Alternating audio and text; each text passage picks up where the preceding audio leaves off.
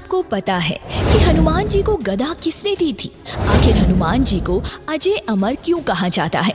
हनुमान जी को ऐसे कौन कौन से वरदान मिले थे जिनसे बड़े से बड़े योद्धा भी थर थर कांपते थे? आखिर हनुमान जी को अपना शरीर छोटे से छोटा और बड़े से बड़ा करने का वरदान किसने दिया था? चलिए जानते हैं हनुमान जी की इन अद्भुत शक्तियों के बारे में।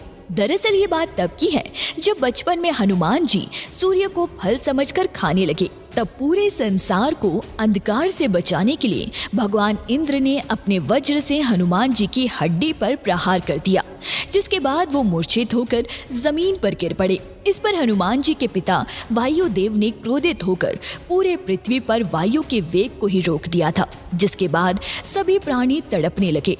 तब सभी देवताओं ने वायुदेव से विनती की, जिसके बाद वायुदेव ने हनुमान जी को एक बार फिर से ठीक करने को कहा।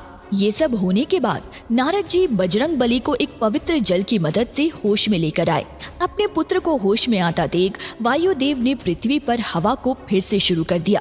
धरती पर पुनः हवा के संचालन के बाद अनेकों देवताओं ने हनुमान जी को कई तरह के शस्त्र और वरदान दिए, जिसमें से गदा भगवान कुबेर ने उन्हें दी थी। इसके साथ ही भगवान कुबेर ने ये वरदान भी दिया कि वे कभी भी किसी भी युद्ध में परास्त नहीं होंगे।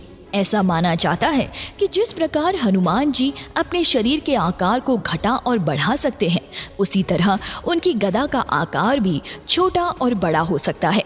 वहीं गदा के अलावा ऐसे कई शस्त्र थे जो उनकी शक्तियों को दोगुना कर देते थे, जिसमें खड़ग, त्रिशूल, अंकुश, स्तंभ, मुष्टि, खटांग, पाश, पर्वत और वृक्ष आदि शामिल है। इसके अलावा सूर्यदेव ने हनुमान जी को अपने तेज का 100वां अंश दिया था। यही कारण है कि बड़े से बड़ा कुशल योद्धा बजरंग बली के सामने टिक नहीं पाता था।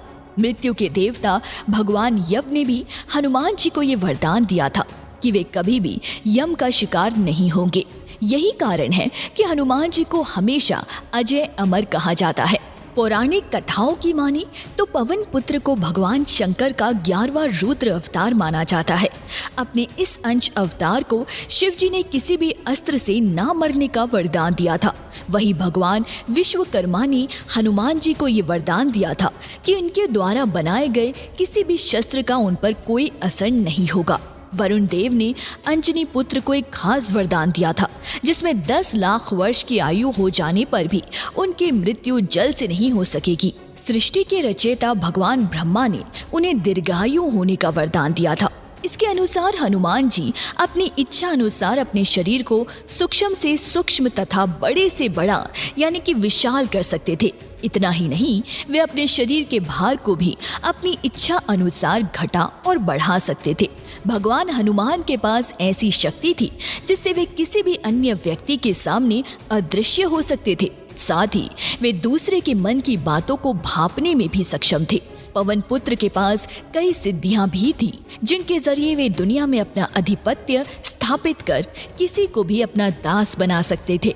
कहा जाता है कि हनुमान जी के जीवन में एक समय ऐसा भी आया था जब वो अपनी सभी शक्तियां भूल गए थे, और ऐसा उन्हीं की शरारतों के चलते हुआ था। दरअसल बजरंग बली को बचपन में ही देवताओं से कई तरह की शक्तियां और वरदान प्राप्त हो गए थे, जिसके चलते वो काफी नटखट और शरारती हो गए थे।